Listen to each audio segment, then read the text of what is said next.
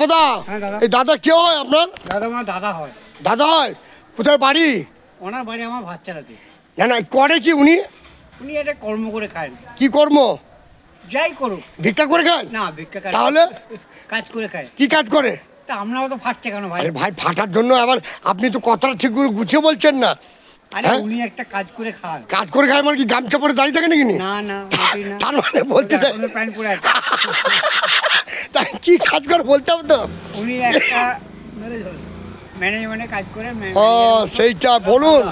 আবার কথা তো অনেক রকমের বোঝায় না। আরে আপনাকে অত কেন বুঝাতে হবে ভাই? কেন আপনিও তো মাঝে মাঝে যান এখানে সেখানে। হ্যাঁ আমি মানটুলি যাই। উনি এখন দাদাকে খাবার দিতে যাচ্ছেন। হ্যাঁ আমার খুব ভালো লাগলো। আমার রাজবুলিদা খুব ভালো লোক। হ্যাঁ, আমি এমনি হাসি মুখে আপনি খুব ভালোবাসেন ওনাকে, খুব ভালো। তাই তো? অসংখ্য থ্যাংক ইউ, খুব ভালো। দাদা আপনি ভালো থাকবেন।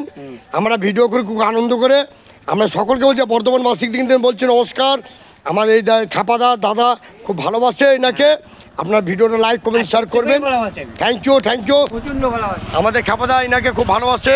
আমাদের ভিডিওগুলো আপনারা দেখবেন, লাইক কমেন্ট শেয়ার করবেন। যত নতুন নতুন আপনাদেরকে ভিডিও দেবো। খাপাদা কাল পুরী থেকে চলে এসছে। এই ভিডিওটা আপনারা সকল জেনে নিন। অসংখ্য ধন্যবাদ। যারা ফোন করছেন আবার বর্ধমানে দেখা করতে পারেন। বর্ধমানে খাপাদা চলে এসছে। এখন কোনো জায়গায় প্রোগ্রাম তৈরি করছে না। যেদিন প্রোগ্রাম তৈরি করবো আমরা ভিডিও ছাড়বো।